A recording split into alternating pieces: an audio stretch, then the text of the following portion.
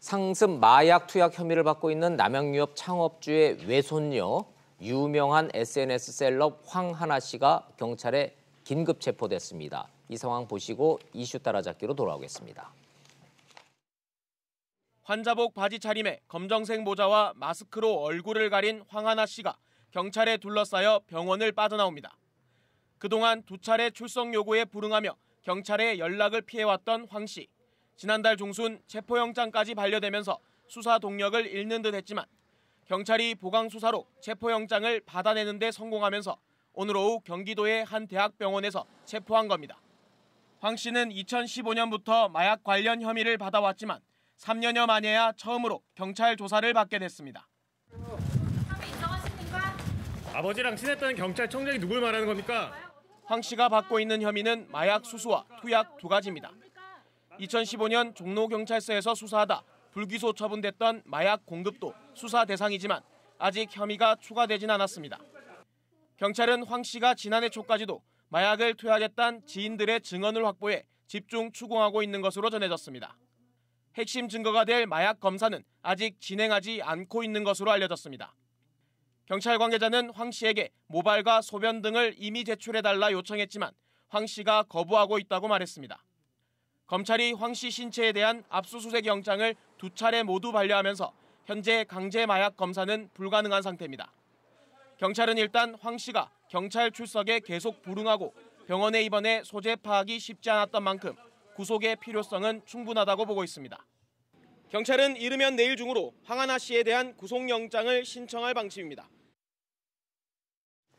세상 돌아가는 소식 이슈 따라잡기 돌아왔습니다. 이수희 변호사님 나오셨네요. 어서 오십시오. 예, 안녕하세요. 예. 시청자 입장에서는 뭐 버닝썬의 연예인부터 시작하더니 웬 뭐 황하나가 누구야 도대체 이렇게 물으실 텐데 우리 요 얘기는 잠시 뒤에 좀 자세히 설명드리기로 하고 우선 급한 대로 강원도 고향이 강원도시잖아요. 예, 그렇죠. 강원도 산불 지금 어떻게 됐어요? 아유 걱정이네요. 예, 그래서 저희 외가가 거기 계셔. 전화 좀 해보셨어요? 예, 근데 강릉은 뭐 괜찮은데 예. 워낙 강풍이 불었대요. 바람이 엄청 많이 분대네요. 예, 성인이 서 있기도 어려운 강풍이 불었고. 화면을 보니까 막 불덩어리가 포탄처럼 막 이렇게 날아다니대요. 산에서 산으로. 그 이제 산불의 특징이 그 불씨들이 예.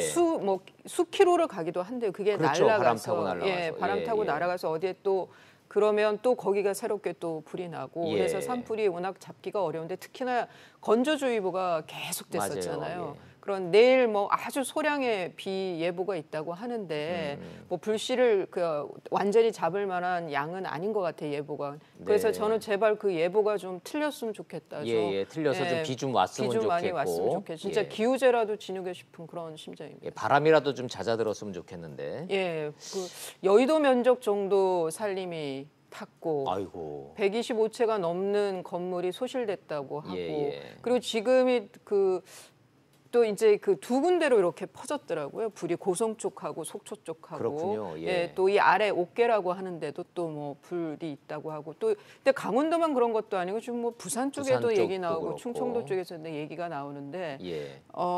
이 지금이 한창 또 관광철이라 맞아요. 강원도 쪽은 이때 또 돈을 벌어야 되는데. 그러네. 이래저래. 예, 이래저래 참 피해가 큽니다. 예. 이재민들은 지금 또 체육관에 또 좀 학교 교실에 좀 피해 있고. 그리고 강원도가 그 예산이 많은 곳이 아니에요. 형편이 좋은 데가 아닌데 맞아요. 자립도가 낮은 곳인데 한 번씩 저렇게 지금 몇 년마다 한 번씩 저렇게 큰 불이 나요, 그죠? 그렇죠. 그런데 이제 그 군부대 분이 인터뷰한 내용을 보니까 낙산사가 완전히 전소됐던 산불이 있었잖아요. 맞아요. 90몇 년에 있었죠. 그 불보다 더 무섭다 이렇게 말씀하셨어요. 그때보다도 더 무섭다. 예. 산불을 경험하신 분들이 언론 인터뷰를 하는 거 보니까 말을 못 하시더군요.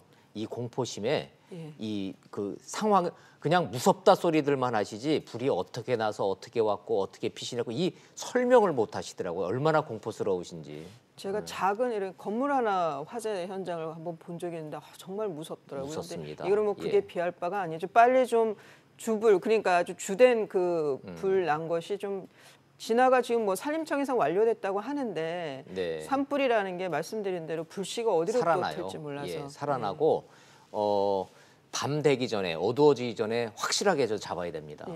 오늘 잡지 않으면 이거 주말 내내 또 될 것 같고 그리고 더 이상 인명 피해는 없었으면 좋겠습니다. 정부가 고성 산불의 국가 재난 사태를 선포했습니다. 아이고 저 하여튼 피해가 조금이라도 좀 덜해야 될 텐데 하여튼 걱정은 걱정입니다. 자, 그건 그렇고 방금 전에 우리가 전해드렸던 남양유업 외손녀 황하나 씨가 경찰에 긴급 체포가 됐다는데 화면을 봤더니 어디 병원이래요? 예, 그게 이제 분당 서울대병원에 젊은 사람 아닙니까? 글쎄 저 나이는 한 30대 초반 되지 30대잖아요. 않았을까요? 그래봐야 예, 유명해졌던 게 저는 알게 된 게 그 박유천 씨라고 좀 안 좋은 일로 뭐 결혼한다 어쩐다 하면서 파혼했죠.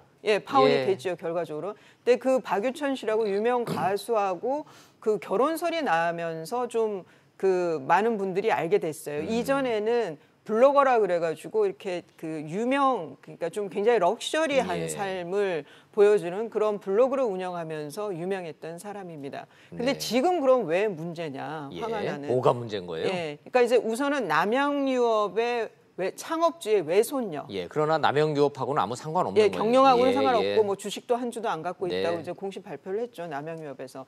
그런데 많은 분들이 봤을 땐 있는 집 자제인 거죠. 상류층이에요. 재벌 3세권은 맞죠.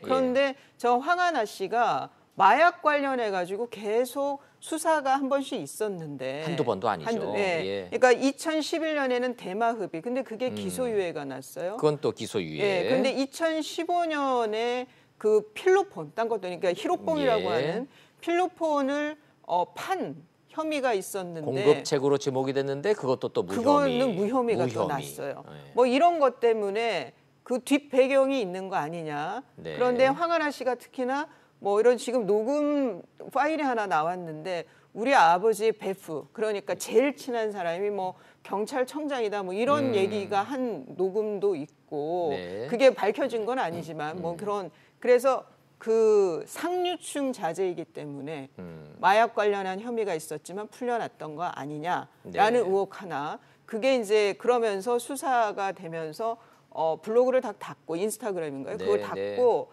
잠적을 했어요. 근데 보니까 그 서울대병원에서 그 정신과의 폐쇄병동에 입원해 있었던 겁니다. 입원해 있더라. 그래서 체포영장 발부받아서 어제 체포를 해서 아마 구속영장이 청구되지 않을까 싶어요. 좋습니다. 근데 국민들 입장에서는 저건 무슨 소리지 싶어서 제가 이제 여쭤보는데 변호사가 입회해 있으면 마약 검사를 거부할 수가 있습니까? 임의로 요구할 때는 그러니까 자발적으로 모발을 빼달라 뭐 아니면 소변 검사를 해달라 본인이 동의하지 않으면 못 하는 거예요? 그렇죠. 인신에 대한 어떤 침해니까. 그런데 그게 이제 그 영장이 있으면 가능할 수는 있죠. 가능하다. 근데 어제 뭐 임의 제출을 거부했다는 보도가 있었는데 거부했다고 그러더라고요. 본인이. 그건 아니고 아마 결과적으로는 모발하고 소변 검사는 응했대요. 그런데 이제 아마 1차 소변 검사에는 음성 반응이 나왔다고 합니다. 그렇군요. 자, 뭐 이 황하나 씨는 버닝썬의 주요 고객이었고 모든 것이 지금 버닝썬으로 다 귀결된다 이런 얘기가 나오는데 이것도 뭐 확인이 된 내용입니까? 그거는 이제 그런 제보가 있는 거예요. 지금. 그런데 지금 버닝썬에 또 하나 뭐 경찰하고 유착이라든가 비호 이런 것도 있지만 또 하나는 버닝썬의 VIP 고객들이 우리나라 상류층 자제들이 VIP 고객이었다. VVIP도 있었다. 그래서 이 부분이 특히나 거긴데 버닝썬의 소위 뭐 MD라고 하는 영업하는 사람들이 이런 그 마약류들을 공급했다 의혹이 있거든요. 그래서 그 MD들 그러니까 마약류 공급 의혹을 받고 있는 그 MD들과 이 VVIP나 VIP라고 하는 그 특권층하고의 관계 혹시 거기서 마약이 유통되고 뭐 투약된 거 아니냐 그런 의혹도 있습니다. 그러게요. 재벌 3세 금수저로 태어났으면 행복하게 살 수 있는 길이 참 선택의 여지가 많았을 텐데 굳이 마약이 아니고는 행복을 못 느꼈던 것 같아요. 너무 많이 가졌을 때 외려 더 무료할 수 있다. 뭐 이런 또 얘기들도 그러게요. 있죠. 그런 삶을 살아보지 않은 입장에서는 참 이해하기 어렵긴 합니다만은 어찌됐든 이 재벌 3세들의 마약 일탈 참 유감스럽긴 합니다. 이거 뭐 좀 잘 좀 수사해서 밝혀졌으면 좋겠어요. 자, 정치권으로 한번 좀 가보죠. 진영 장관은 보고서 채택됐네요. 그런데 이제 그 채택과 불채택이 의견이 병기가 돼서 이제 보고서가 올라갔다고. 진영 장관이 장관 되는 데는 어찌 됐든 뭐 큰 무리 없이 된다 이렇게 봐도 되는 거죠.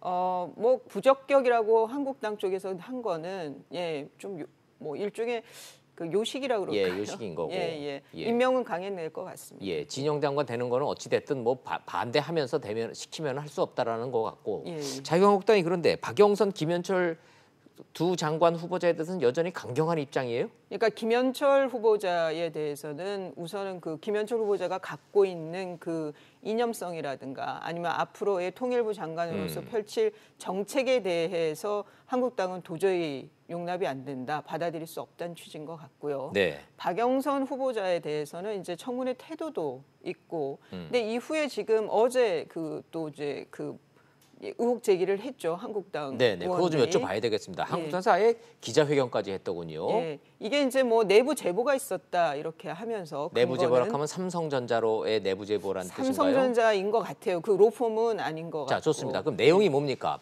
좀 시청자 여러분들이 지금 뭔 소리지 해서 궁금해하실 것 같아서. 그러니까 박영선 후보자의 경우에는 이제 그 남편이 변호사예요. 그런데 그렇죠. 한국 변호사가 아니라 미국 변호사예요. 미국 변호사죠. 예. 굉장히 큰 로펌이죠. 미국에서 예. 그다음에 미국 국적자예요. 네. 그래서 둘 사이에서 난 아들이 미국 국적이고. 좋아요. 예, 그건 뭐다 아실 그런데 거고. 이제 이 남편이 이종배 변호사인데 예. 지금 박영선 의원이 의원이 된 후에 대기업 소위 재벌을 겨냥한 법들을 많이 발의하려고 애를 썼죠. 그러니까 박영선 의원은 의정 활동 내내 삼성 저격수였죠. 예, 그래서 삼성 삼성을 저격수였죠. 공격하는 뭐 법안도 많이 내고 무슨 청문회나 무슨 게 있을 때마다 삼성은 박영선 의원이면 벌벌벌 떨었었어요. 예, 그런데 그 남편이 예. 속해 속해 있는 로펌, 그게 이제 그 미국에 있는 대형 예, 로펌에, 거대 로펌인데. 예, 그 로펌에 삼성전자에서 한 13건 이상, 지금 어제 파악한 거는 13건이에요. 13건이에요. 근데 그게 수입료가 합하면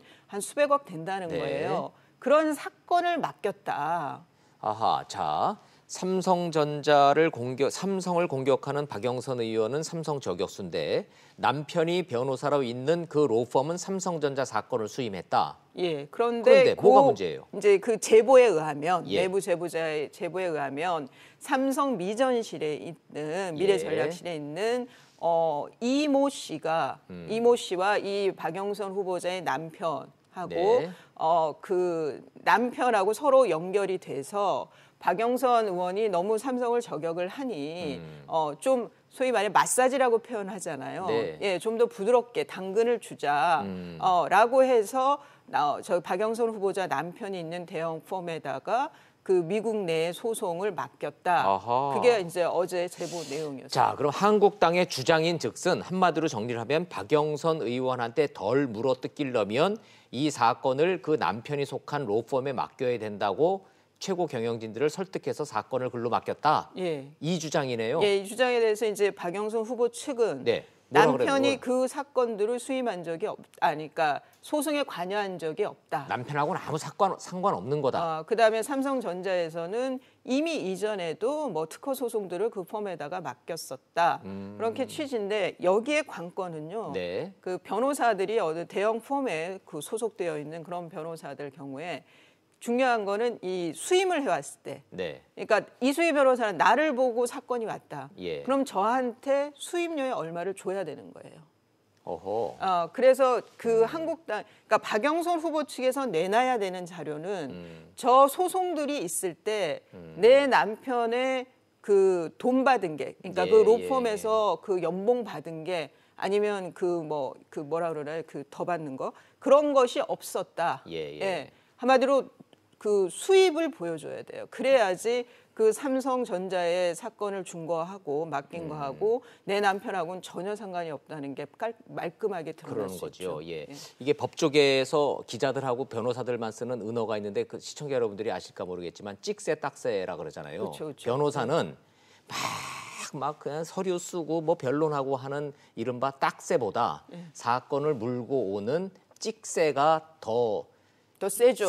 돈도 돈을 더 많이 받고 받죠. 더 많이 먹고. 그래서 이제 찍새 변호사, 딱새 변호사라는 은어가 있는데 뭐 사건을 맡은 적은 없다 그래도 혹시 찍새 역할을 한 거 아니냐라는 게 한국당의 네. 의심이고 네. 삼성전자와 박영선 의원 쪽은 절대 아니다라고 부인하고 있는 상황이네요. 그러면 이제 그러니까요. 그러면은 그러니까 그 사건을 실제 소송을 수행했냐, 뭐 예, 예. 서면을 쓰거나 법정을 나갔느냐 그런 일이 없다 그래서 그럼 뭐 정말 관여하지 않은 거냐? 그건 아니라는 거죠. 그러게요. 결국 나오는 예, 거는 예. 그 급여, 보너스, 어허. 그 증액이 있었느냐? 그게 관건인 것 같습니다. 참 이거 뭐 아주 애매하기는 한데요. 자, 박영선 의원 이 문제 때문에 뭐 이것 때문에 뭐 저 임용이 된다 안 된다랑 연관이 있을까요? 저는 그냥 어제 나온 그 원론적인 뭐 소송에 관여한 적이 없다. 없다? 그 이상 거기서 멈추고 그 이상 뭐 적극적으로 자료를 내거나 하지는 않을 것 같습니다. 예, 삼성전자에서 무슨 얘기가 나올 것도 아니고 예. 양쪽이 부인하는 한 그냥 이대로 끝날 것 같다. 알겠습니다. 그러고 가겠습니다. 자, 이제 마지막으로 선거 결과 좀 보시죠. 예. 1대1 무승부. 민주당은 어차피 처음부터 뭐 후보를 안 냈잖아요. 창원 성사는 정의당이 양보했고. 냈다가 예비 후보로 뛴 후보는 있는데 있었고. 후보 단일화가 됐죠. 예. 그 통영 구성은 냈다가 진 거고. 예. 자, 그런데 민주당이 파악하고 있는 이 민심은 어떨까요? 어제 뭐 민주당의 이제 그 최고위 회의에서는 제법 무거운 분위기였다고 해요. 아, 분위기가 별로 안 좋았대요. 그러니까 지금 중요한 거는 각 당이 모두가 내년 총선이잖아요. 그렇죠. 그리고 의원들 개개인이 봤을 때 내 운명은 어떻게 될 거냐인 거잖아요. 뭐 민주당 입장에서 웃을 수만은 없는 상황인 거죠. 외려 걱정이 더 앞서야 되는 결과는 맞다고 보입니다. 뭐 통영의 경우에는 당연히 이제 그 한국당의 유리한 바치였다고는 하지만 네. 지금 전주의 그 기초 의원도 민평당 그 후보가 당선이 됐고요. 그리고 지금 창원 성산 그 결과가 500표 차이.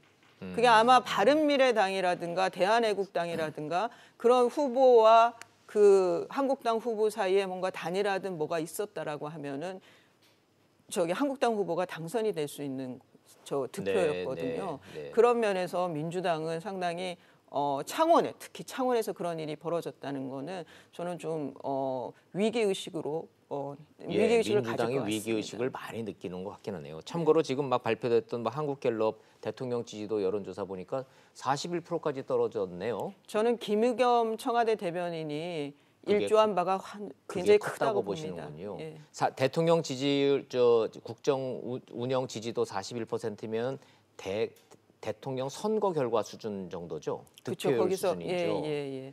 이게 80%가 넘었었는데. 예, 뭐 그거는 이제 그 뭐 초기 때라고 보더라도 이게 이제 30%대 가면은 정말 레임덕 얘기가 나올 수 있는 거죠. 봐야죠. 뭐 잘 돼야 되고 또 특히 이럴 때 또 이런 국가 재난 사태 산불 대처 같은 거 좀 잘해야 될 것 같습니다. 자, 이 변호사님 감사합니다. 잘